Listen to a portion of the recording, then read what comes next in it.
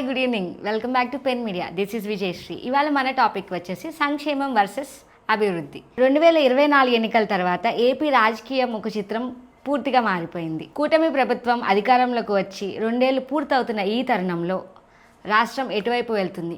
ఒకవైపు అమరావతి, పోలవరం లాంటి భారీ ప్రాజెక్టులు, మరోవైపు సూపర్ 6 వంటి సంక్షేమ పథకాలు. రెండింటి మధ్య సమతుల్యత సాధ్యమేనా?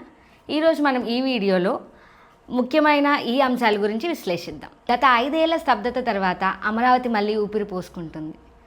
చంద్రబాబు నాయుడు గారి విజన్ 2047 దిశగా అడుగులు పడుతున్నాయి. ప్రపంచ బ్యాంక్ మరియు ఆసియా అభివృద్ధి బ్యాంక్ నుండి వచ్చే నిధులతో రాజధాని పనులు వేగవంతంగా సాగుతున్నాయి. అయితే కేవలం భవనాలు కడితే సరిపోతుందా? విశాఖపట్నం ఐటీ హబ్గా అండ్ రాయలసీమ పారిశ్రామిక సంస్థగా ఎలా ఎదుగుతాయన్నది ఇప్పుడు కీలక అంశంగా మారింది. ఏపీ రాజకీయాల్లో సంక్షేమం అనేది ఒక బలమైన ఆయుధం. గత ప్రభుత్వం కూడా డైరెక్ట్ బెనిఫిట్ ట్రాన్స్ఫర్ ద్వారా ప్రజలకు చాలా చేరువైంది. ఇప్పుడు కూటమి ప్రభుత్వం కూడా సూపర్ 6 హామీలతో ప్రజలకు చేరువవుతుంది. ముఖ్యంగా తల్లికి వందనం కింద 15,000 రూపాయలు మరియు ఉచిత గ్యాస్ సిలిండర్ల పథకంలు ఆంధ్రప్రదేశ్ ప్రభుత్వ ఖజానాపై ఎంతో ప్రభావం చూపుతున్నాయి. అప్పుల రాష్ట్రంగా ఉన్న ఆంధ్రప్రదేశ్కి ఇది ఎంతవరకు సమంజసం? ఈ 2 ఏళ్లలో జనసేనాని పవన్ కళ్యాణ్ గారి పాత్ర కూడా కీలకంగా మారింది.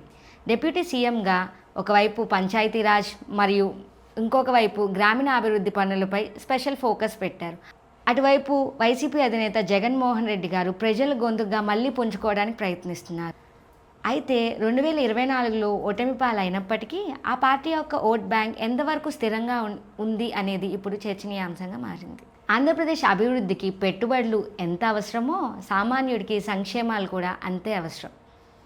రాజకీయం అంటే కేవలం విమర్శలు కాదు, రాష్ట్ర భవిష్యత్తు కోసం వేసే నిర్మాణాత్మక చర్చ. మరి మీ అభిప్రాయం ప్రకారం ఇప్పుడు ఆంధ్రప్రదేశ్కి ఏది అవసరం? Please do comment and subscribe to Pen media for more current affairs updates. Thank you.